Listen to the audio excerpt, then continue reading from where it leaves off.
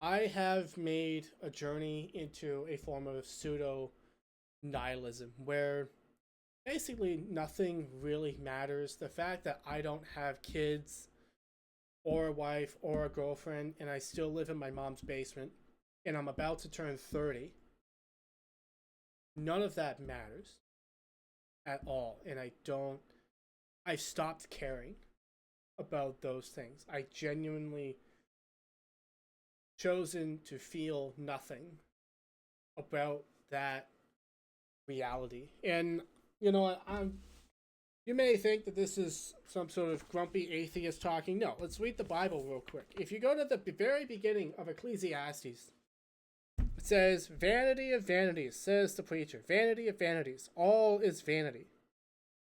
What does a man gain by all the toil at which he toils under the sun? A generation goes and a generation comes, but the earth remains forever. Sun rises, the sun goes down, and hastens to the place where it rises. The wind blows to the south and goes around to the north, and around we go." If you read the rest of it, all is vanity. All rivers flow into the sea. The earth will continue on without you. These material things that you desire to own actually own you. The status that you desire actually owns you. And it's all vanity. It's all vanity. And my journey to this position has been a chronically brutal and painful one because, when I first started college 10 years ago, bright-eyed, bushy-tailed, happy guy. It's like it's so important. These 3 years of me being in college are so important. And that one girl that I like, oh, it's so important that I impress her and get her to like me because, oh, it's so important, right? And it's so important that I share my opinion with those people and that is it's very important that I have kids before I'm 30 because this and that, and it's really important that I have a house. And then, I was just like, oh yeah, I'm gonna work hard, and then real life happened. And slowly but surely, disappointment and disappointment and adjustment and change and disillusionment sort of stacked, stacked. My heart was broken completely, so much so that I didn't try to fall in love with anyone else. My grades were suffering. I was holding on for dear life. College engineering was absolutely brutal. I walked around with pain in my eyes every day because of my lack of sleep and all the math I had to do. I barely passed my classes. My friends were dropping out left and right. They couldn't handle it, but I was holding on for dear life. I barely passed, barely graduated, 55% in one of my courses. And when I was done, I never applied to a single job. I just couldn't do it. I didn't, I didn't even know what I had learned. Like, I didn't feel competent at all. I basically scraped by and just cobbled answers together. I spent more time calculating how many questions I needed to get right on a test to pass than I did studying because it was so futile and hopeless for me to understand this material. And because I had multiple choice question tests, I just calculated, just pick two numbers and answer back and forth, back and forth, back and forth, and then you'll probably pass, right? Statistically speaking. I spent more time figuring out how to just pass a test mathematically than actually knowing the material. And when I graduated, I had zero confidence, zero competence. And I didn't do that. I didn't start out that way. It was just so relentlessly difficult, and I could never give myself a break because I thought my life was going to be ruined. if I didn't pass, if I didn't make it. I wouldn't have a stable job, wouldn't be able to get a wife and kids and all that, and it still didn't work. I couldn't do it. I couldn't hack it. And then I was depressed for a bit, got a job working at some factory. Then entrepreneurship hit me. And I started trying all of these different businesses, and slowly but surely, I went from, hey, you gave it your all, and that's what matters too. Results are the only thing that matters. You failed. Try again. It doesn't matter if you tried. You didn't do it. You failed.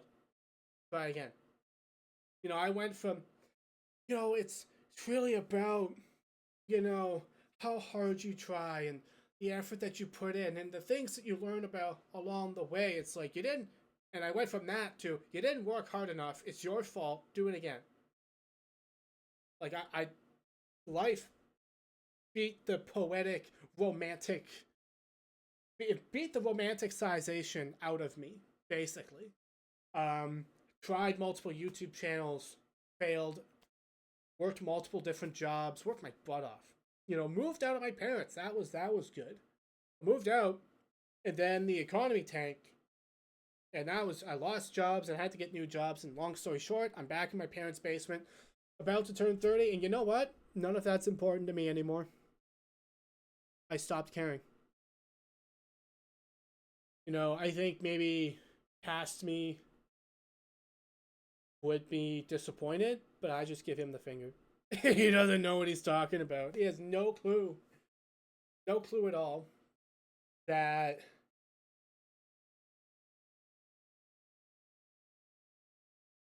there's no clue how difficult life actually is. And even if you work the correct amount and you give the correct amount of effort, you still might be screwed over and you still might not get what you want. And I've learned and I've decided to be okay with that. And that's empowering. And I'm really happy about it. You know why? Because now, if it doesn't matter, then maybe all of the things holding me back don't matter also. Hear me out. If it doesn't matter that, I didn't achieve my goals earlier, maybe the limiting beliefs that I have about myself also don't matter and are also not in the way of me actually getting what I want. Maybe me losing my hair doesn't matter. And me not being the best looking guy, maybe it doesn't matter. Maybe if I just decide it doesn't matter and go out there and be like, I'm the man and I love me, maybe I can get a girlfriend anyways. Maybe all the things that are holding me back don't matter. And maybe I can give myself permission to go all out on whatever I want, knowing that if I fail, it doesn't really matter. The consequences, sure. There's consequences for anything. There's risk. It's always a trade. You can work hard on a business and you can fail. Doesn't matter. Yes, you lose money, but does that matter? Depends. Depends on what you want. I think fundamentally it depends on if you have hope or not. You see, from the biblical point of view, reading the Bible, the only thing that actually matters in this life, in my estimation, is whether or not you follow Jesus. Because everything else that you accomplish, everything else you build, will turn to dirt. You will turn to dirt. And so for me, I've kind of come to this sort of biblical nihilism where the only thing that actually matters is the kingdom of God and my relationship with Jesus and whether or not I'm contributing to that. The time frame on whether or not I have kids doesn't matter. Going bald doesn't matter. Failing YouTube channels multiple times doesn't matter. Living in my parents' basement doesn't matter. Because whether I get rich or not doesn't matter because everything turns to dust anyways. Yeah. And the only thing that makes us different, truly different from actual nihilism, is that there is something up there that actually matters.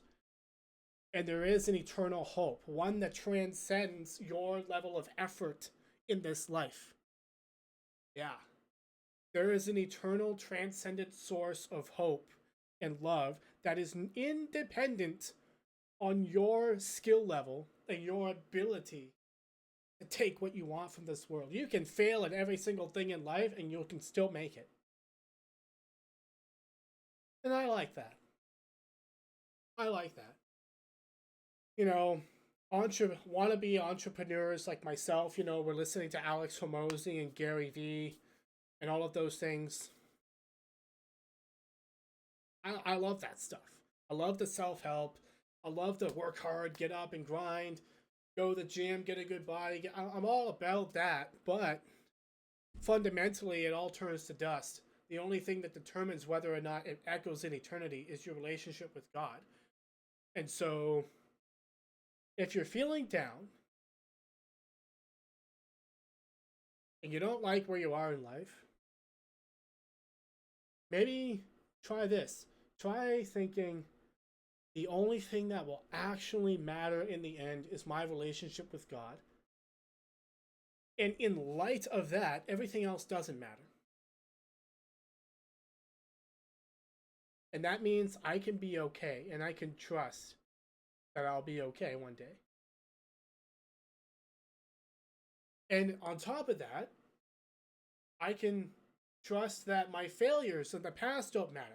And I can keep moving forward into the future in spite of whatever happened back there, in spite of my failures. None of that matters.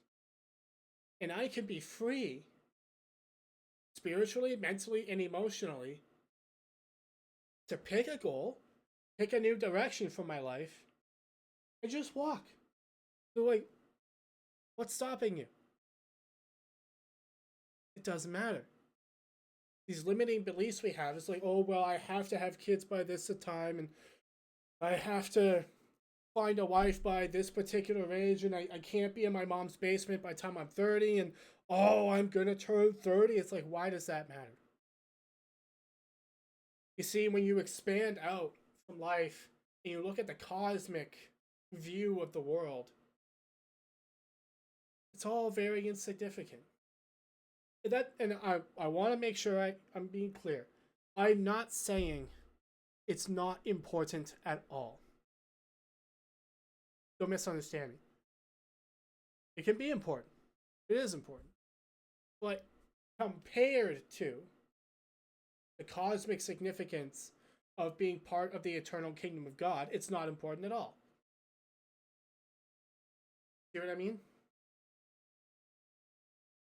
And I think the main benefit of me going through Ecclesiastes and emotionally detaching myself from certain outcomes or certain traditions and certain cultural beliefs of what I, as a man, am supposed to have accomplished by the time I turn 30 is it kind of just frees me up.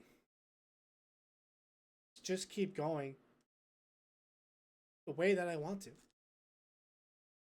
to take action, to not put myself in a cage and say, "Oh, I gotta quit the YouTube thing. I gotta quit because it's not working, and well, I gotta focus on getting the real job so that I can a better job. I gotta go to corporate and I gotta get a stable job that I like. Which, to be honest, I have a stable job. Doesn't pay as much. I mean, it pays fine, but I'm working class, right? And I'm grateful for that. But instead of putting myself in a cage and be like, oh, well, it's time to wrap it up. I'm balding. I'm going to turn 30. I can't be adventurous anymore. It's like, why?